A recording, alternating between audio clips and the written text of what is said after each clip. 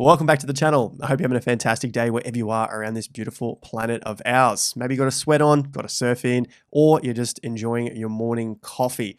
Guys, we have a new week opening right now on the futures contracts, and the rest of the cryptocurrency market had just closed its week. So let's update that.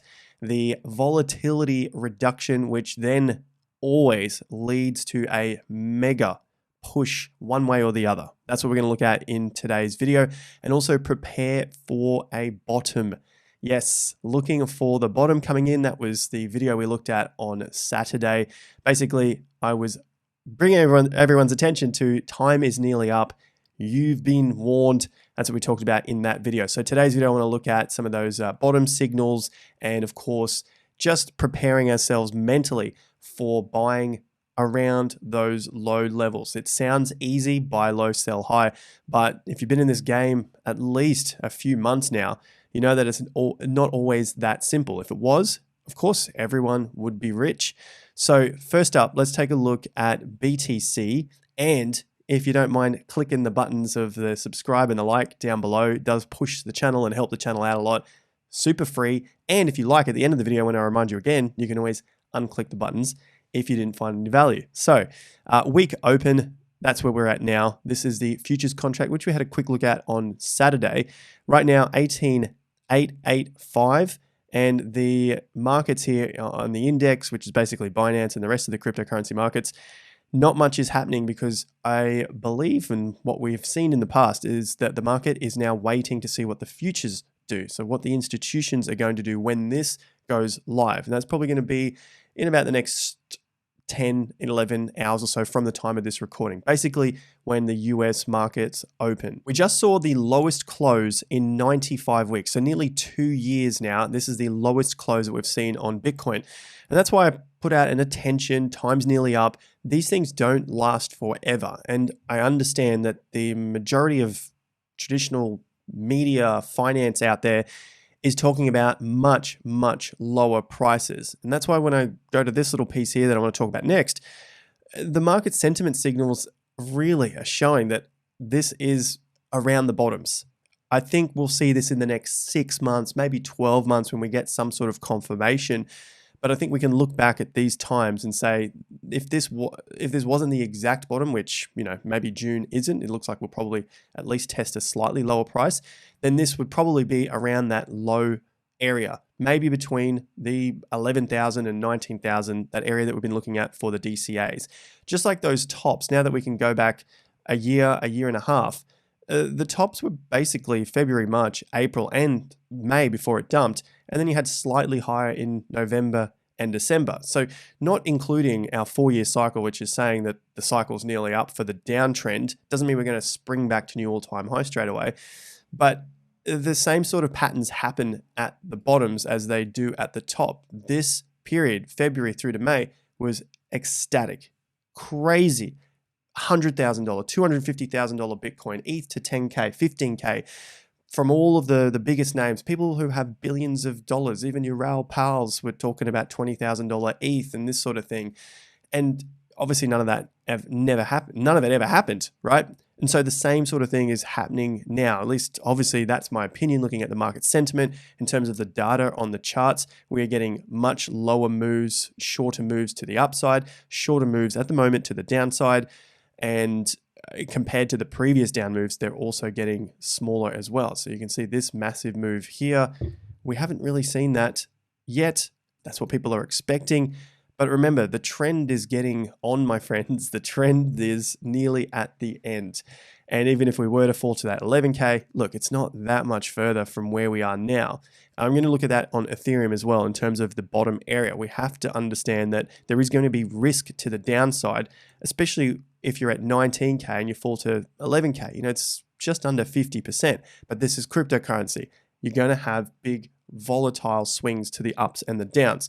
And so on the short term, the daily, there is the very, very high potential that we are going to see some sort of breakouts. We're starting to see tests to the upside of 19.6. We're starting to see tests to the downside of 18K because the trend is just getting squeezed. And once we get squeezed long enough, we do have to have breaks. So the volatility starts to creep in, and that's when we start to get those more wild swings.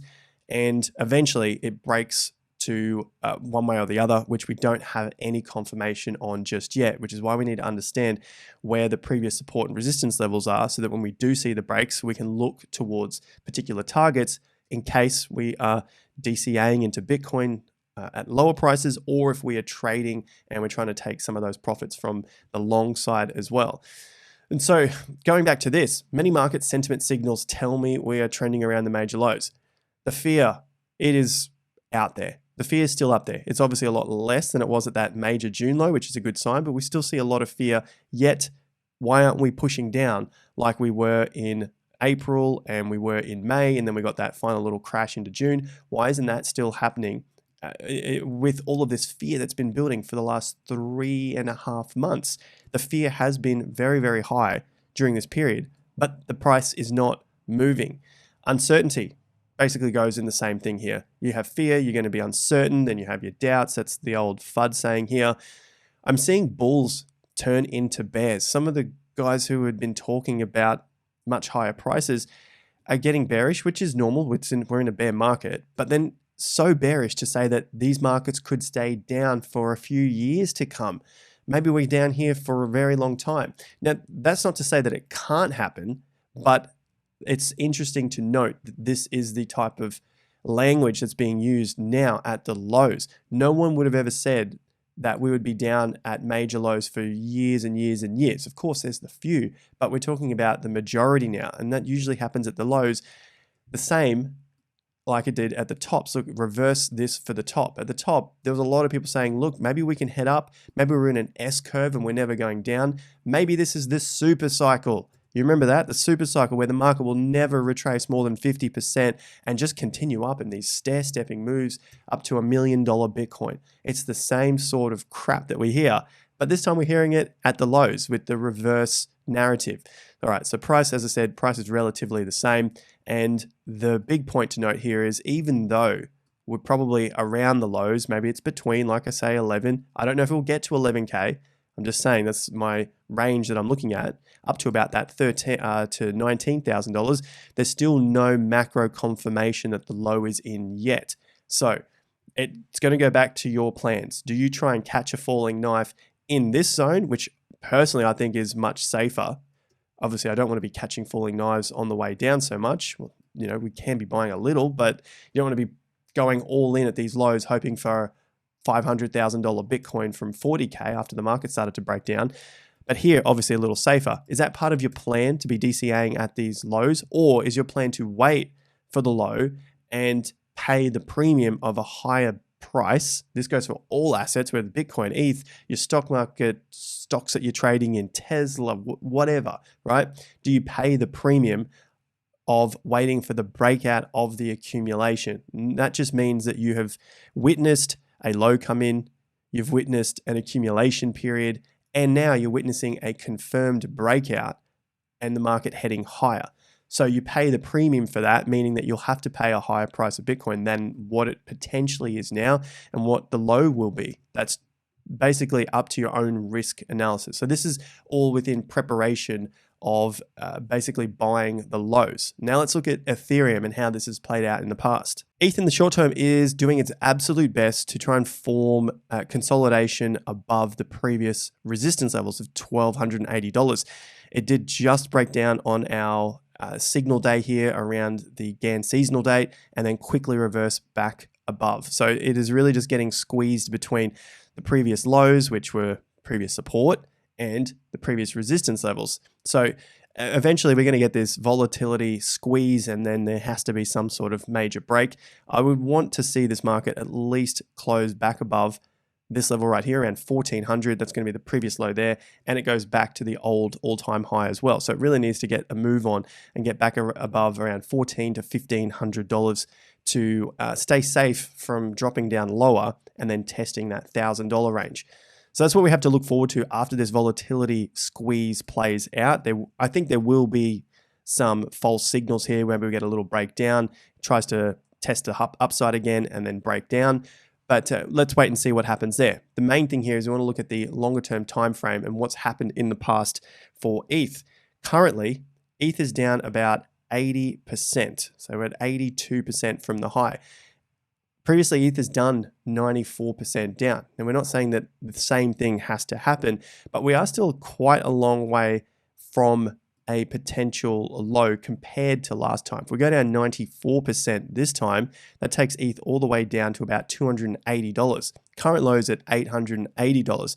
So if it was somewhere in between, so we're at 82 to 94, so about 6% there, about 88, it's about $600.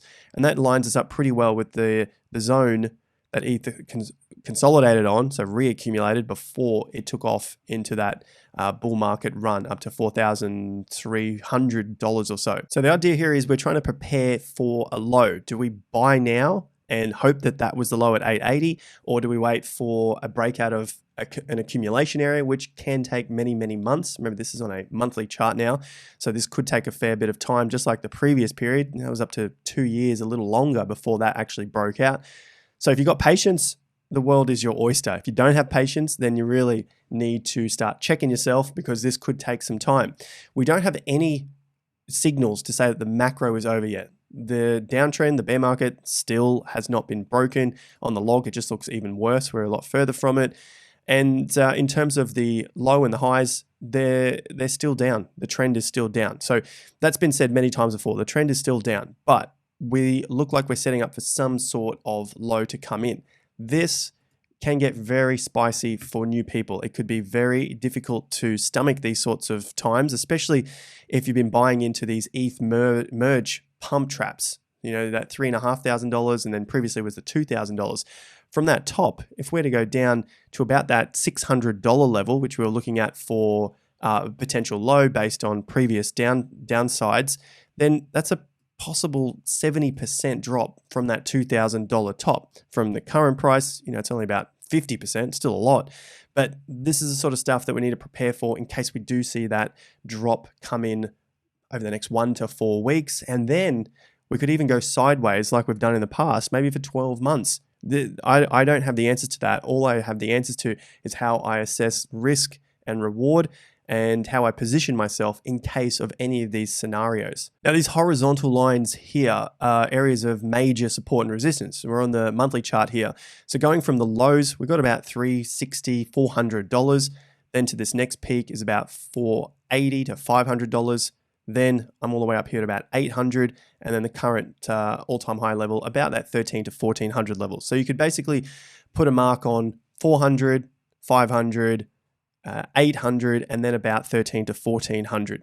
And so if you're trying to position how we're going to buy this low, just in case it never reaches this far down, because it sounds pretty crazy for it to get that low, especially when we're up at 1300. No one would have set it back here. I mean, to get under $1,000 back when the market was at 5,000, that would just be crazy as well. And there's no reason to say that the market has to go 94% down, which, like we've seen before, is at about $300.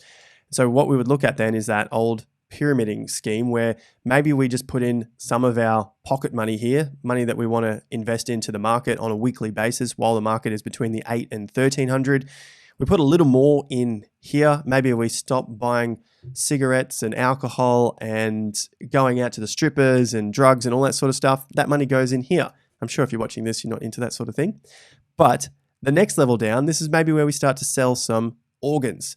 And then we start to sell the wife and the kids down here, right? So that's the sort of areas that I would position myself if the market is to fall that much further. Of course, I'm just making up some jokes here, pretty bad dad jokes, but you'd understand here, maybe you start to sell off some of your favored possessions, your cars or whatever it is, because ETH is so low and it is still making higher lows at that point.